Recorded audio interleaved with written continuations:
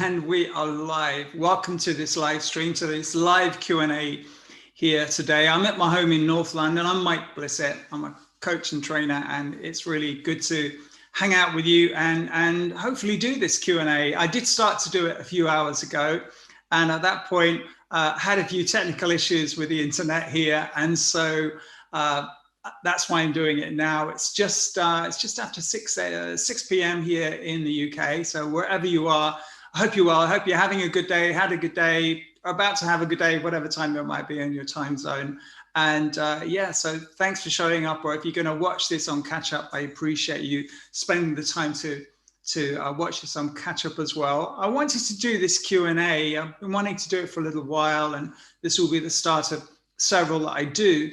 And they're really designed to just answer your questions that you might have around video, how you use video in your business, how you can start to use video or use video even more if you're using it already in your business. So the title for this live Q&A is how to use video to grow your business. And I posted on my social medias yesterday, so the Instagrams, Facebook, LinkedIn, all the different places, just letting people know that I was doing this. I had a bunch of questions sent to me and equally sent out a newsletter to my list. So if you're on the newsletter, you probably got that newsletter this morning, and I had a bunch of replies to that with questions of people who want to know about some aspects of how they can use video in their business and in their career at the moment. So if you were one of those people,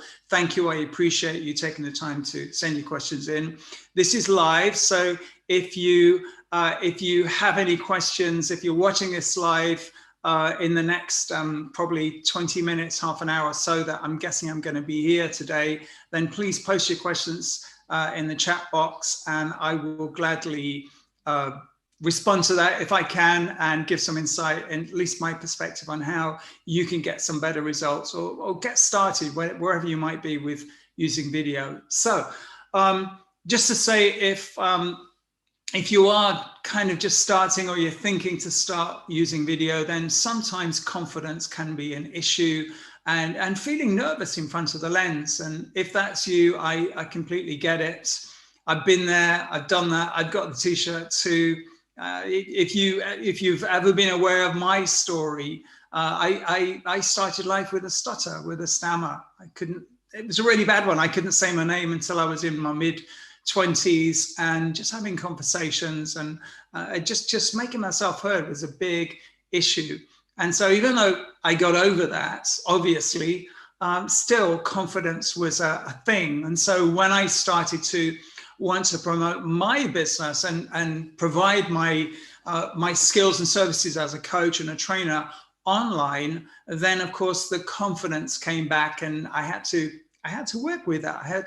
I had to figure out how I could do that and still be authentic whilst adding value. And so if this is where you are, I have a special standalone free training coming up this Thursday night, so UK time 7 p.m. So if you're in a different time zone, you kind of do a Google search afterwards and find out what 7 p.m. Is for you on Thursday. Register for it. I'm going to put the link in the comments box now. Hopefully I've got that link. Yep, there you go. So I'll put that in the comments box now. When this live stream is over, I'll pin that to the top. So if there's any other questions in, it won't get lost amongst the questions. I'll just put that in there as well. So click that link and it will take you to the registration page on the website, and you can register for that free live training. It's called Confidence to Camera, and it really looks at two aspects of how you can start to overcome any nerves you might have speaking to camera, and also how you can start to feel more confident and able to share your skill and your knowledge, your expertise live online or in a recorded version if you want to make videos as well. And I do both in my business.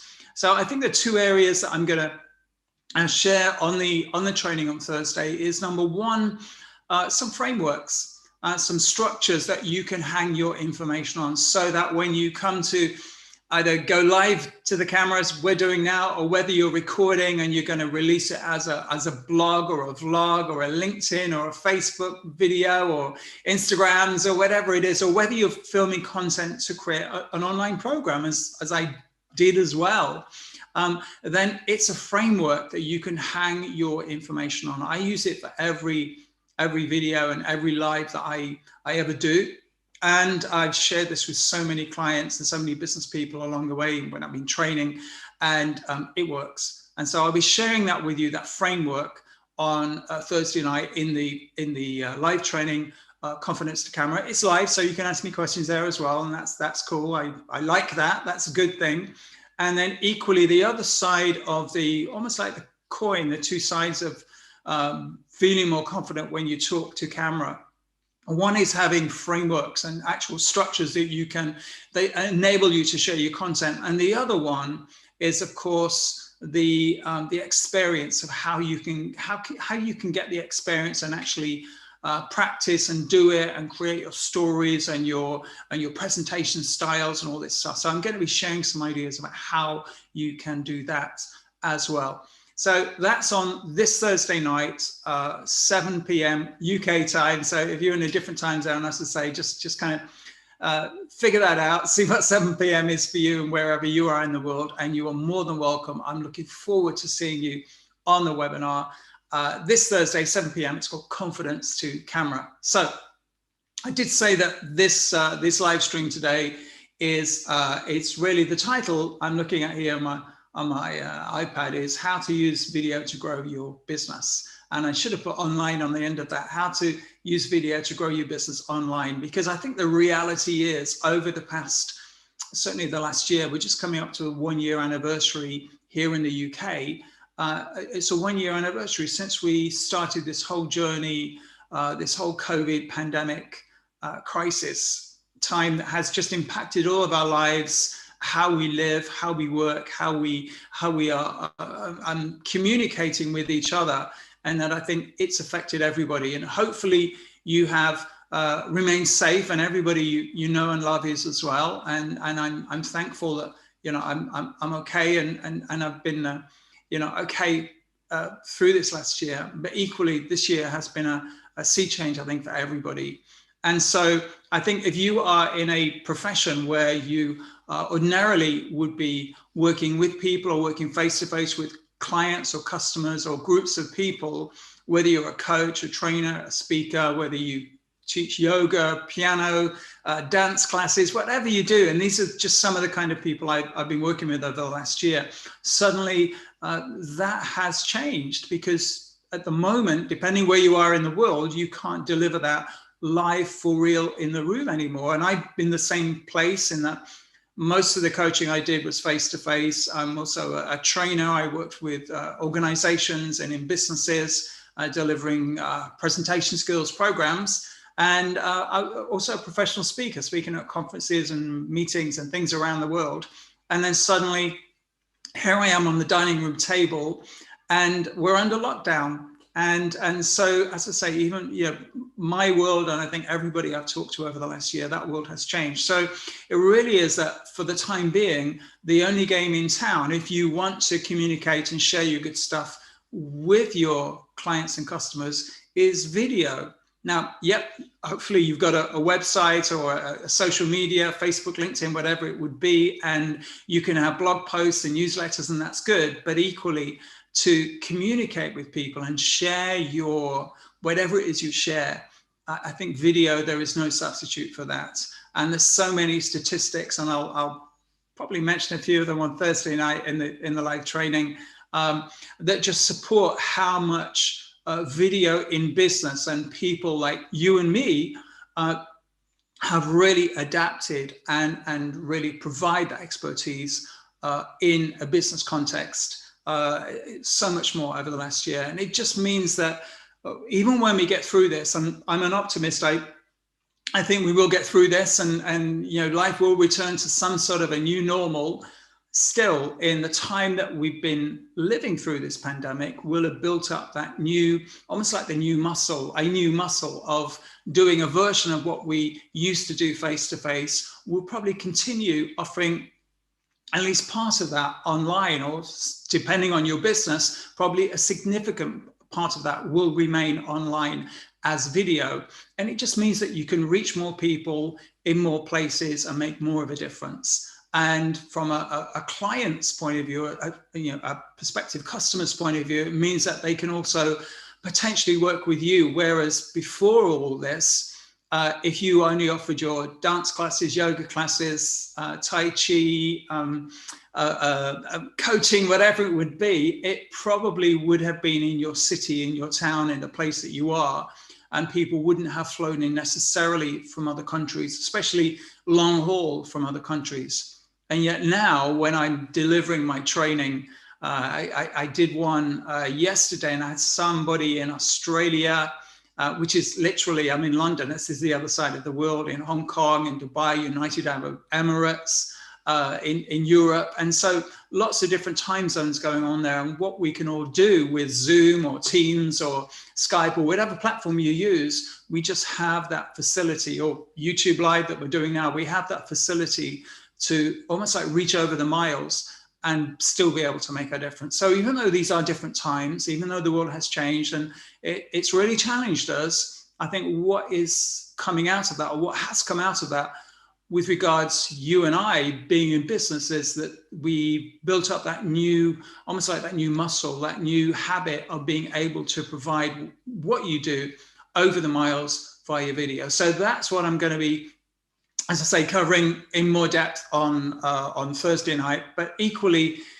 in this Q&A, I want to run through some questions that I got a bunch of people, they messaged me and emailed me. And as I say, I should have done this live a few hours ago, and I had a few techie issues. And then I only had a window that I could do it. And then I had coaching sessions, so I couldn't actually just do it a little bit later. I had to wait until now. And so that's why we're doing it now. So I'm not sure I've got some people online now. So if you're watching this live, hi, I appreciate you being here. Thank you.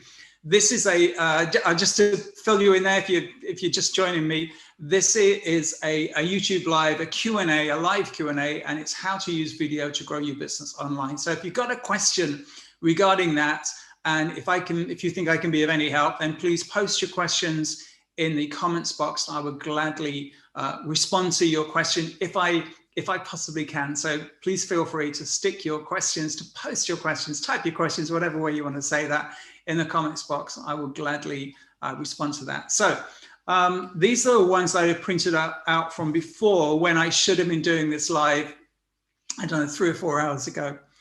So the first one is from Jack, and Jack was asking, what kind of video should I start with, Mike? I'm a new coach, and I'm right at the beginning. So Jack, that's a great question. I appreciate that. I'm just looking at it again. What kind of video should I start with? I think a good place to start is just thinking about not necessarily what videos you should make, but what videos you should make for your prospective viewers, your people, your tribe, your people who would follow your videos and watch your videos. So what would they ideally like to watch, if you can put yourself in their shoes, and what would be of value to them? So that's really the question. What videos could you make that would provide value for the people that you want to have watch your videos? And if you can be as specific as possible. So sure, you can make kind of generic videos for the whole human race, but actually that, whilst that sounds easy, that's really, really difficult. How would you make a video that would appeal to everybody and be valuable for everybody? It's probably impossible. Whereas if you think about your demographic, who you serve in your business as a coach, or who you want to serve in your business as a coach, for example, school teachers, nurses, young people, business executives, whatever it would be, and then just think about what could you share with them? What would be of value to them that would help them on their journey? Just to begin that almost like virtual conversation you're going to be having with them on video. Because if you make videos that are meaningful and they add value, it's more likely the people that watch them will want to watch some more of future videos that you make, and that's how you build the business relationship. So those are the videos to start with, the ones that really are value added. You share some good content, your skill, knowledge, and your expertise in that as well. So the phrase I use when I'm sharing this concept in business training is just to have this mindset of what's in it for them, not necessarily what's in it for you. You want as many viewers, you want likes, you want signups, you want whatever it is. Okay, that's what's in it for you. But when you're thinking about making videos, what videos to start with, just bear in mind what's in it for them. What would they take away from having watched your video? If there's something tangible, if there is a takeaway, if there's something that you think actually it would be useful, if somebody shared this with you at that point, it would be useful for you, that's what you should include in your video. So hopefully that's helpful. I appreciate your question, Jack. If there's anything else, please get back to me. You're more than welcome. Fab, great. Okay, moving on. Rachel asks, what camera and lighting do you use, Mike? I don't have a video camera or other equipment and don't have the money to buy expensive equipment before I know video is ready for me. What do you suggest? Great question. Gosh, what camera and lighting do I use? Now, I did start to do this YouTube live earlier on today. I think it was 2 o'clock in the afternoon, and then I had to say the technical glitches. And so at that point, I was using daylight. So that was my lighting setup at 2 o'clock. Now it's 6:30 in the evening in London in February, and it's dark outside. And so now I'm using some lights. So my technical setup at the moment, the lighting, I've got one LED light and a ring light that is LED as well. And I've got them both pointing at the ceiling. So the reason I've got them pointing at the ceiling rather than at me is that it causes the light to basically start to deflect. So it's not glaring in my face. It's not reflecting, hopefully, in my glasses. And so that it just it's a softer lighting rather than it's glaringly obvious that I'm using really powerful light. So hopefully that's useful. Depending on different situations, you can get different lights, backlights and overhead lights and all the rest of it. And in my online program that I'm not going to go through now, but in my online program, Speak Like a Pro Online, we go into a lot of depth in the different kind of lighting setups, where you should have the lights, how you can diffuse them, and all that 9 yards, all that good stuff as well. But as I say, those are the two lights. So one LED square light. It's kind of just a small one like this, pointing at the ceiling, and then on my left-hand side and on the right-hand side is an LED ring light that I've just got, again, pointing at the ceiling to deflect the light and just hopefully soften the overall effect, so you can see who I am. The camera I'm using the camera on my iPhone XS. So that's kind of significant in that it's not the latest iPhone. It's not even the one before that. It's about 3 years old. And the thing is, before that, I was using a Samsung S8. So I do flip-flop between Android and Apple products. And the one thing both phones have in common is really great cameras. And so the reason I'm sharing that is whatever you've got right now is probably the equipment to start with. So chances are you've got a smartphone. Hopefully you've got a smartphone, because if you have, you don't need to think about cameras. Because if you have a smartphone within the last 4 or 5 years, chances are you've got a really good camera on that phone, and I'd encourage you to use it. And so that's the one I use to record all my videos, all my YouTube videos, so the recorded ones. So if you've seen a video of mine in the last 2 years, and there's a few hundred of them on my YouTube channel, then you'll see that all of those videos are recorded using this iPhone XS. And before that, for about 2 or 3 years before that, I was using the Samsung S8. And again, all those videos were recorded with the Samsung S8. And older videos, like 5 or 6 years old, I used a camcorder, a Panasonic, a really prehistoric, old, not very great lens Panasonic camera. And the only reason I stopped using that is because I dropped it one too many times and it broke. And so that's why I started using the phone. And the phone actually, then I discovered, has a much better camera than the camcorder ever did. And so there you go. Now, if you want to buy lots of fabulous, snazzy, amazing dedicated cameras and DSLR cameras. So the cameras where you've got the lenses that you can change the focus on, and all the tools and tricks you can do with that. Brilliant.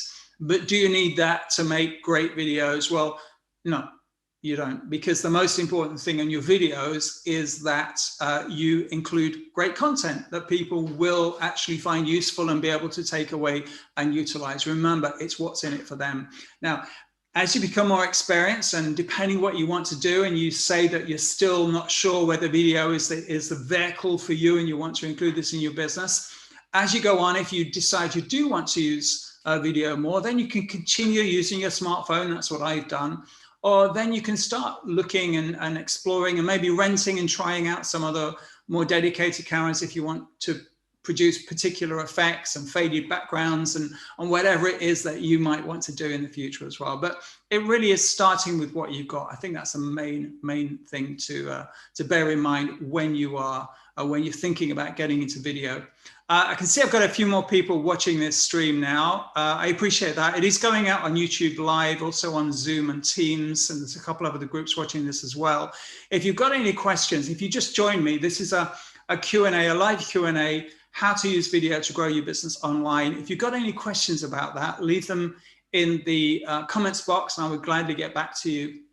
If I can, if I've got some insight into that, I'll gladly help out. And also I've got a live training coming up this Thursday called Confidence to Camera, 7 o'clock this Thursday, UK time. I put a clickable link in the comments box on whichever channel you're watching this on. You can follow that link now or afterwards and you'll find out all about that live session on Thursday, Confidence to Camera.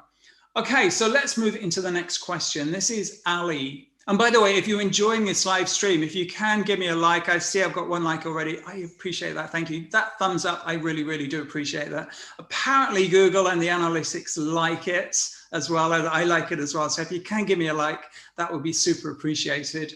So Ali, thank you for your question, Ali. I think I got this via my email. How can I find out the most popular subjects to make my videos on? That's a really great question. I can only speak from experience, and I learned this from learning from other people that I follow on YouTube, and that's the secret. Start to notice what you notice and really research and look with a more curious eye on the people that you naturally follow, that you subscribe to on YouTube, and just notice. Not only, I follow a lot of geeky people and techie people on YouTube, for example, that review things like laptops and especially Macs and iPhones and cameras and all this stuff.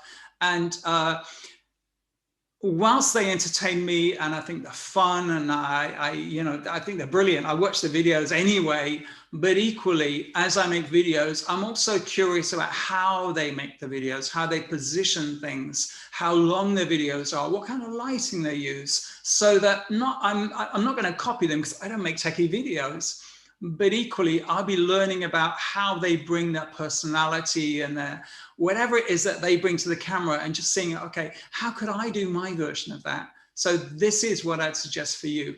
Be really curious about who you follow already and start to look with a more inquisitive eye and just start to notice how they do what they do, what maybe some of them have their equipment, their techie equipment, and how they edit the videos listed in the comments box underneath the videos. I do on all of my videos.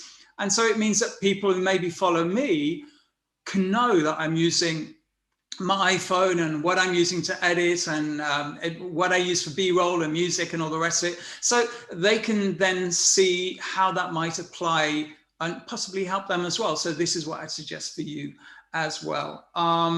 So Ali, just let me look at the question again.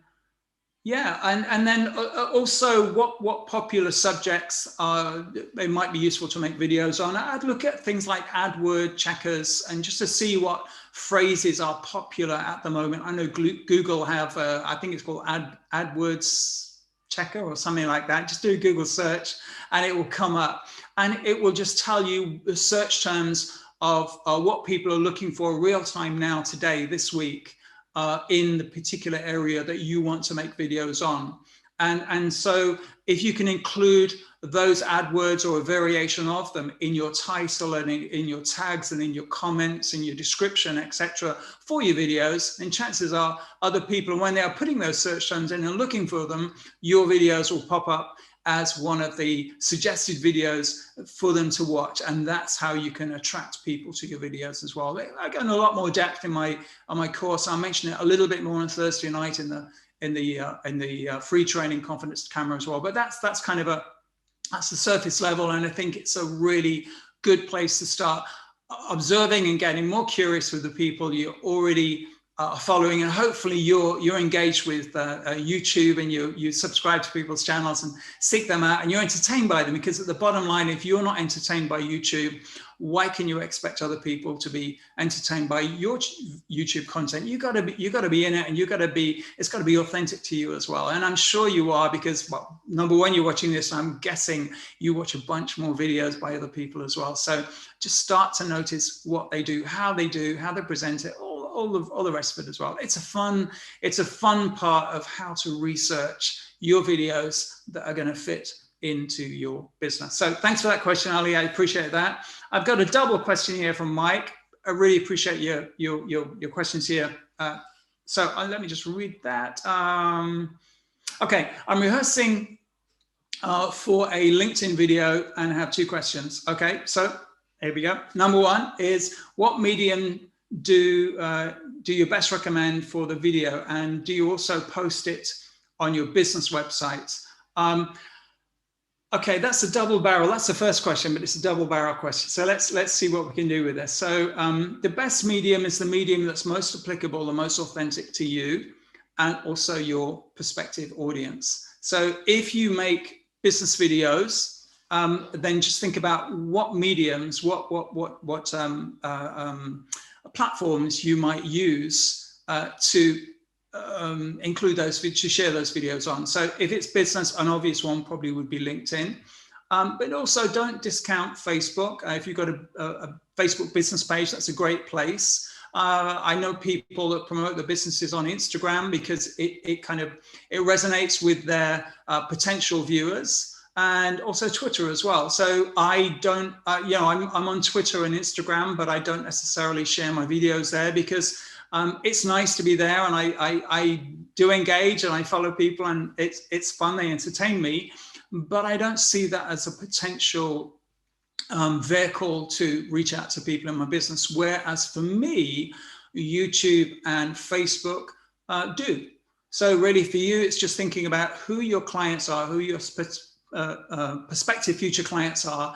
And I'm guessing that's probably going to include LinkedIn and possibly one of the other platforms. And then equally, what platforms are just feel natural and authentic to you. So for example, if somebody, if I'm working with a coach who wants to promote the business and they really don't like LinkedIn, they prefer, for example, Facebook, but they think to get more business, they need to be on LinkedIn, then unless they can really get comfortable with LinkedIn, it's probably never quite going to work for them, because people pick up on the unconscious body language, their tonality, just the ease of delivery. And if it's not quite there, because just basically they don't want to be there, then people will pick up on that. So I'd much sooner you be on a platform that you do feel comfortable with, that is natural, that's authentic for you. Because then all I can say is, in my experience, your business leads will be everywhere, because they all are on Facebook and Instagram and Twitter and LinkedIn and all the rest of them. So the thing is, be on the platform or the platforms that are most meaningful for you. And you mentioned that you're making a video for LinkedIn, so I'm guessing possibly that is LinkedIn there. So that's probably the medium I would use. The second question from Mike is, what to include to make it more effective, and how long to make the video? Okay, you're good at double barrel questions. I like this. Thank you.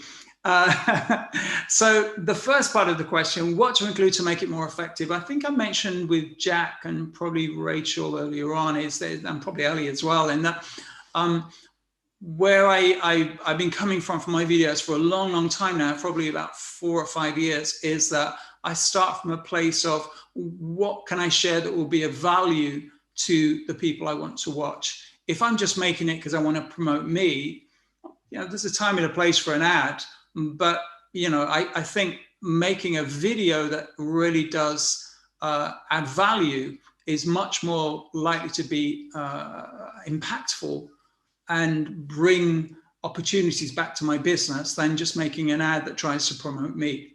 And so that's the kind of video I would make. Just think about what it is that you do, what you want to promote, and how you could share some of your skill, knowledge, or expertise to really demonstrate what you do, your skill, your knowledge, and expertise. So whether somebody wants to book you at the end of watching your video, or whether they just want to watch your video, for whatever reason, when they leave watching that video, they feel better for having watched it. They'll have something tangible to take away that can help them on their journey. And that is what I think a good video is. So even when I watch my techie videos, people like Brian Tong, he reviews a lot of Apple Mac products. He's a fun guy, he's quirky, he's funny, and he always provides reviews that you can use that information to research as part of your research data as well. There's another guy called Marcus Brownlee that reviews more kind of techie camera-based stuff and smartphone, and he goes into a lot of detail. And so he makes incredible, almost like Hollywood quality videos. He's got some really expensive equipment, but at the end of the day, the bottom line is that his videos provide value. And that's why I follow him. That's why I watch those videos. And that's why he's got, I don't know how many million subscribers, because each and every one of his videos provides value. So with yours, just think about what do you offer that can provide the most value. The more value you offer in your videos, the more likely they're going to be effective for you as part of your business marketing and promotion, and really positioning your business as well. How long should your videos be? That was the second part of your second question, Mike. It's different on different platforms, in that different platforms have different parameters. If you're just posting a video on LinkedIn, I think as a post, you can be up to, I think it's 9 minutes, 59 seconds or 58 seconds, just less than 10 minutes. So you kind of got a time frame there. And if you're on Instagram or Instagram stories or reels or Facebook, they've all got the different parameters. All I would suggest is that if you, I used to be a singer many years ago, and there's this phrase in the theatre and showbiz that the best time to leave the stage is when you want to leave your audience wanting more. And so just think about your video. You want to provide enough value that it's really engaged them, and you provide some really good stuff there, but equally, you know when to stop. And I'd much sooner stop a video and have people coming back and watch the next video and the next video and continue that conversation than watch me on a really, really long video, get the fill and never watch another one again. I mean, that's really, on the one hand, it's a privilege that they watched it. On the other hand, how can you build a business like that? How can you build a following or a list of people watching your video? So it really is important to provide content and then know when to stop. So I think that kind of old philosophy of basically less is more. I've got some American clients, they say short is sexy. Short is sexy. I can't do an American accent. And so less is more, leave them wanting more. So how long is your video for that? I don't know. I mean, generally in the video training industry, on social media platforms, I'm including LinkedIn on that, sometimes, kind of probably 5 minutes up to 10 minutes is a reasonable amount of time. If you're doing a live, whether it's on YouTube or Facebook or LinkedIn, the suggestion from all of these three platforms is to make your videos a little bit longer. It gives time for people to find them, to show up on their news feeds as a live, and to engage or not engage with them as well. So then it could be, half an hour up to an hour, depending what you want to be. I saw one of the people that I sometimes follow the videos, and I didn't watch this one, by the way. I was watching it because once you've done a live, then you have the opportunity to save that video, and it will remain on, whether you're on Facebook or LinkedIn or YouTube as well. And I saw this one video that somebody I follow, I'm not going to name them, and that had done as a live a few days ago, and it was over 2 hours long. And I just think, wow, gosh, that's I don't have enough attention for 2 hours. I mean, all credit to them for doing it, and hopefully it was really successful for them.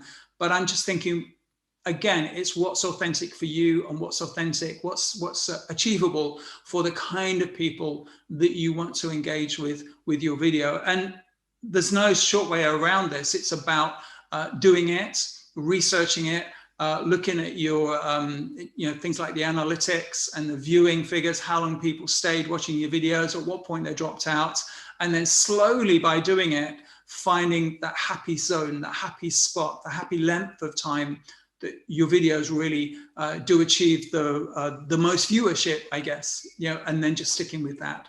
So yeah, it's not a one size fits all. It's about finding what works best for you. So hopefully that's helpful, Mike. And I really do want to thank you for asking you said 2 questions, but they're really 4 questions. They're 2 double barrel questions. And I like that. Thank you. So, and equally, if you've got any more questions in the future, please drop them in the box there as well.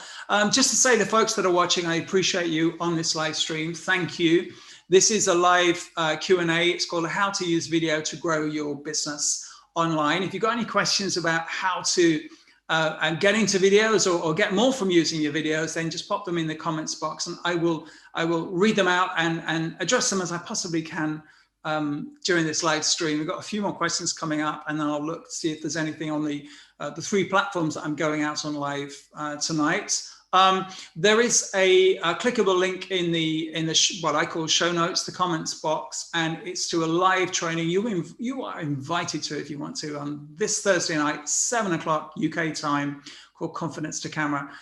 There's a clickable link, as I say. Click that, have a look at it, and if you want to register for it, you're more than welcome. It's going to be a 90-minute live training. I'm going to be sharing some frameworks with you, some models with you, how to present your content, how to hang your knowledge onto it, whatever you want to convey in your training, your webinars, your videos, your live streams, so that it makes sense and it lands for the other people. And then equally, how you can improve your confidence while you're doing it as well. So that's this Thursday, 7 o'clock UK time, Confidence to Camera. There you go. So let me have a drink of chamomile tea while I'm here. Perfect. All right. So moving swiftly on, where are we in the questions? We've got some. Okay. All right. Brian has asked, what tech do you use to make your videos? Okay. So I use various different kinds of tech. So I think we've established I'm using my iPhone XS, or I call it XS, but so there you go. It's not the latest iPhone. I use that for my camera just because it's a really, really great camera. If I wanted to step up from this camera, I would probably step up to something like a Sony or a Canon or a Panasonic, Lumix, something like that. And really what you're talking about there is a dedicated camera that would probably start at around about $1,000, £1,500, dollars, euros, give or take. And then they could do various things that possibly a smartphone, whether you're on an Android or an Apple device. And I've had both. I mentioned earlier on, but the more dedicated cameras can do various dedicated things. So if I wanted to do that, probably for my next course, I might invest in that as well. But I think I recorded 4 online courses. With an old camcorder for the first couple, and then my Samsung S8 for one of them as well, and my iPhone, the one I'm using now, for another course. And they sold well, and nobody's ever got back to me and said, oh, it's not really good quality. They always get back and say, oh, wow, it's really, really great quality. So whatever phone you've got, that's a good thing to do. So that's the tech I'm using. I'm also using the microphone that's inbuilt in my Mac. I've got a 2015 MacBook Pro 13-inch. So I've got my phone plugged into my Mac to do this live stream. And I'm going through Zoom. So if you're watching this on YouTube or whichever platform or Teams, it's coming through Zoom. So that's how this is happening tonight. And I do have some dedicated mics. I'll mention those in a moment. And yeah, just because it's nighttime here in London now, I'm using a couple of LED lights. One is a square LED light. It's on the other side of the room, so I can't show you now, but I'll put some links in the comments box after this, and with some links to so you can see where they are on my websites. And so it's a square LED light that's just pointing up at the ceiling, deflecting the light. So hopefully it's a soft light. And that's on my left-hand side. On the right-hand side is another LED light, but it's a circle-like light that sometimes if you have it pointing at your face, you can put your camera in the middle of it and it just illuminates the eyes. I like to deflect it. So that's pointing at a different part of the ceiling. So hopefully it's a soft, kind of reasonably natural light, even though it's nighttime here in the UK. So that's the setup I'm using now. I'm using a camera app for, hi Stuart, how you doing? Good to see you, my friend. So I'm using a camera app at the moment called Camo Incubate. It's a new business startup. I think they're in New York, and they developed this literally as a response to COVID.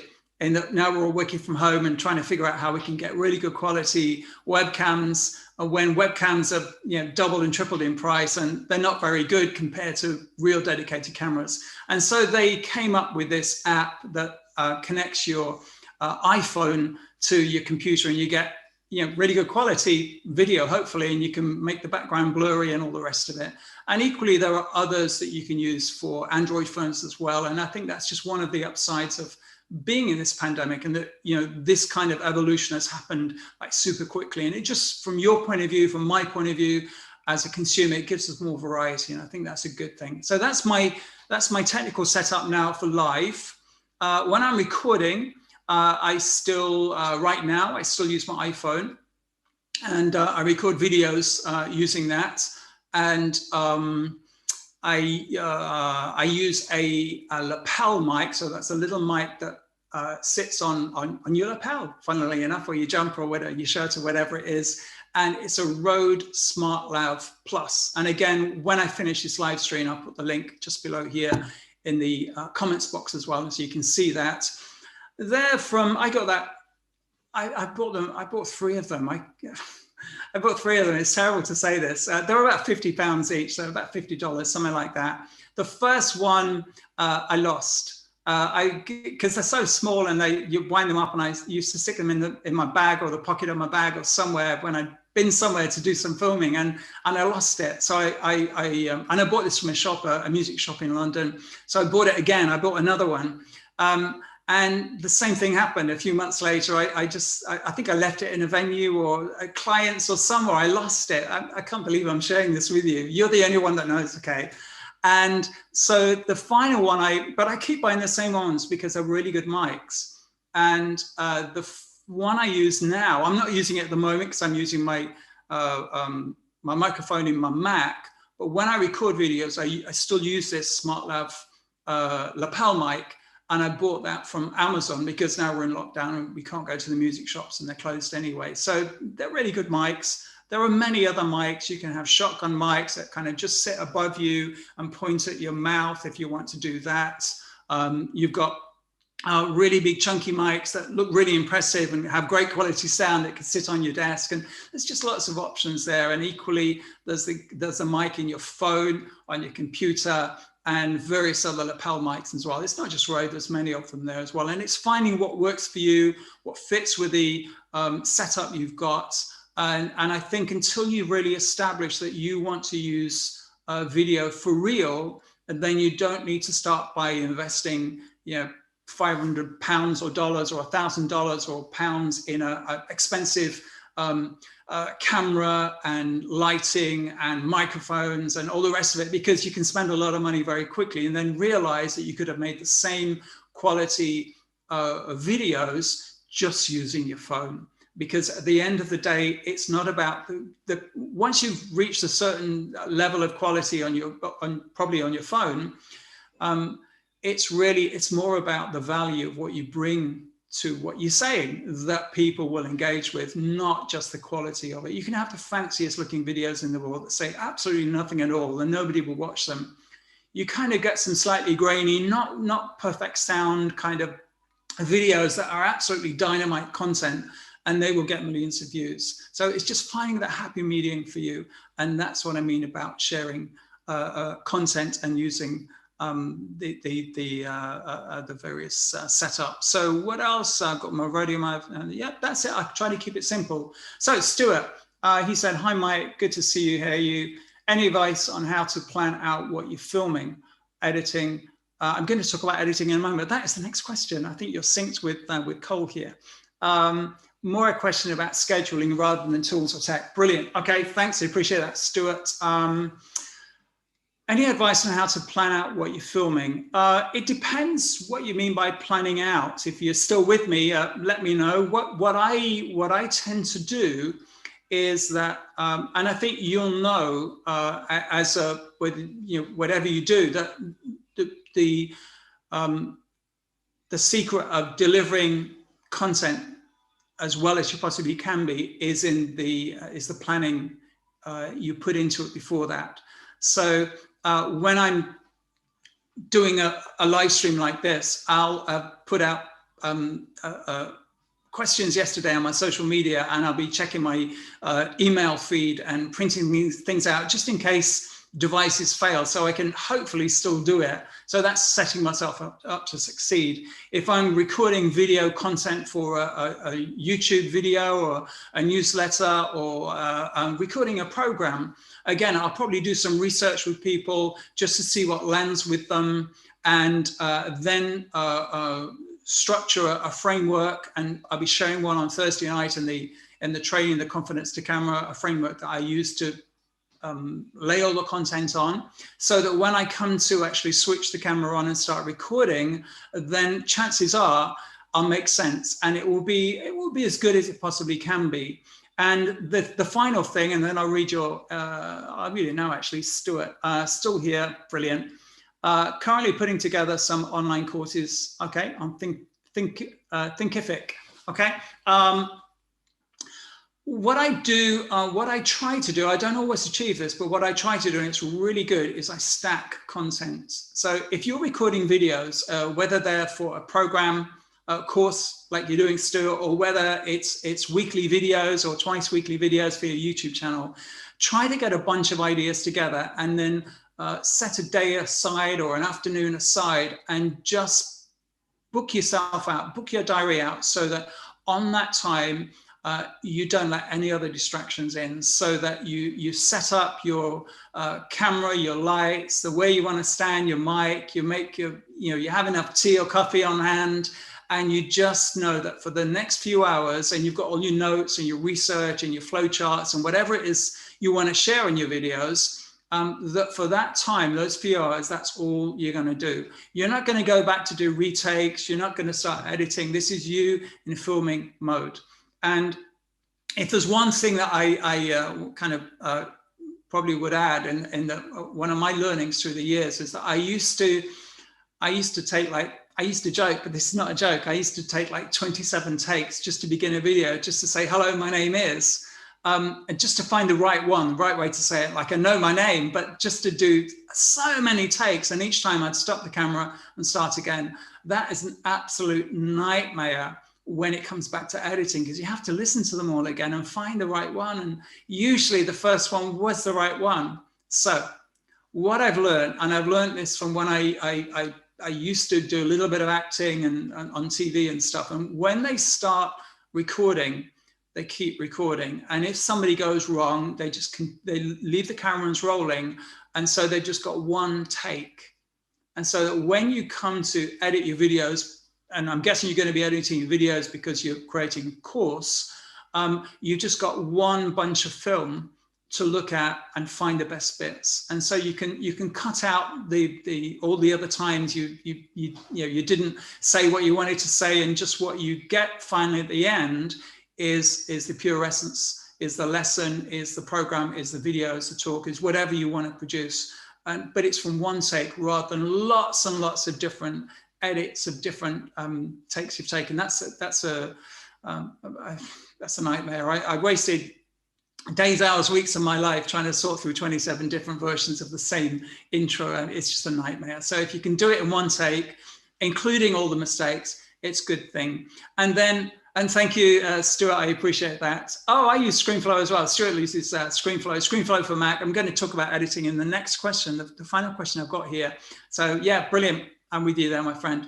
And yeah, just one extra, I guess, tip that I wasn't.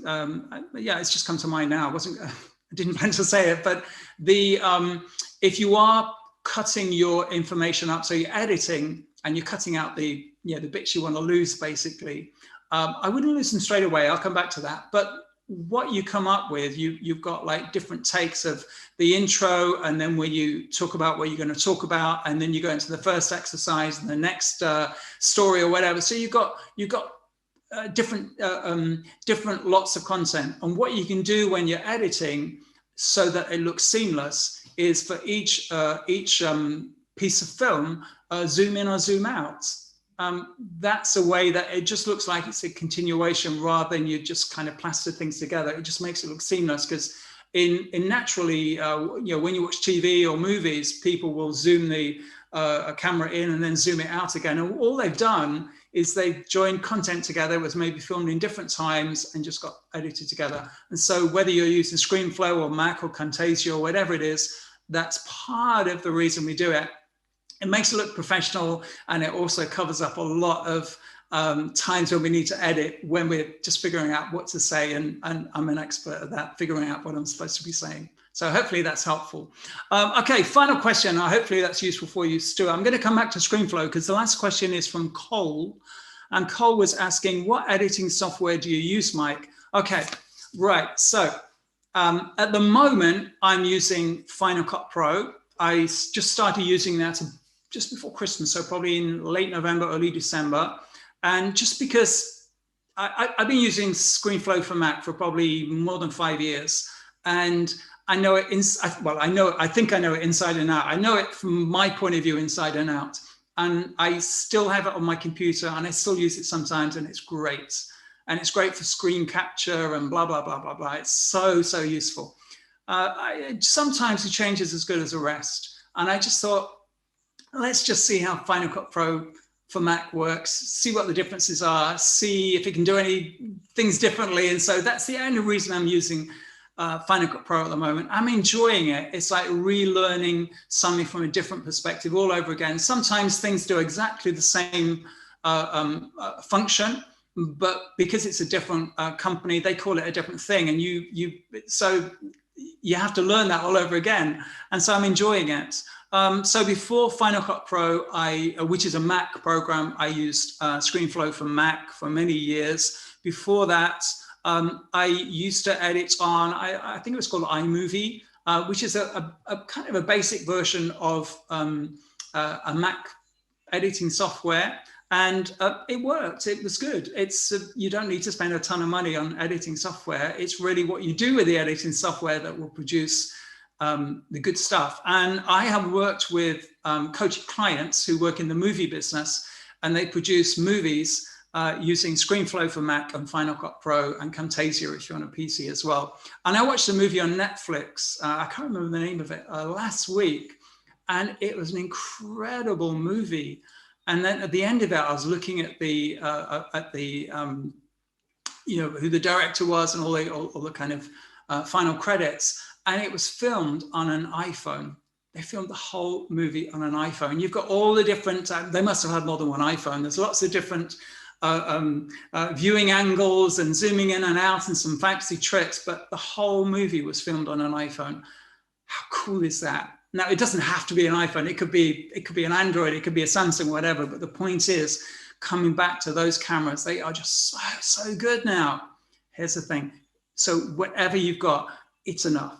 It's enough. So I mentioned a few times, if you're on a PC, probably Camtasia is a really good software to use. I have never used it myself. I have had many clients that are PC users, and they swear by Camtasia. They say it's great. And I've got a client that I'm helping her produce a program for her online course at the moment, and she's editing all her videos as well, and she's using Camtasia, and boy, oh boy, she's producing some really great videos. So if you're on a PC, If you're on a Windows, then Camtasia is a really great option. There's so many more. You can get free options. You can get some reasonably expensive options as well. And I think the Final Cut Pros and the ScreenFlows for Macs and the Camtasias are probably somewhere in between. They probably got their free initial trial, so you can try them out, see if they work for you. And then when you buy them, if you want to buy them, they're kind of mid-priced. And so it's finding the editing software that works for you. The point is of making a video is to be there, is just to do it, is to get online and start doing it. The more you do it, the more comfortable you get doing it. The more comfortable you get making videos, the more likely as people will watch them, they'll engage with you. And that's the reason you make videos. So hopefully that's helpful for you. So let's just have a look at the Zoom. Yeah, there's nothing. I think we answered all the questions there. And Teams, bingo. Okay, and YouTube, yeah, we're good. Okay, so I think we're good on the questions for tonight. This has been my first, I can't believe I'm saying this, it's been my first YouTube Live for about 3 or 4 years. I'm really lazy, I tell you. I made a couple of hundred videos for YouTube and for various clients and on platforms and webinars in between those times. I've been doing things, but equally I haven't done a YouTube Live for quite some time. So this has been the first one. I'm planning to do them reasonably regularly.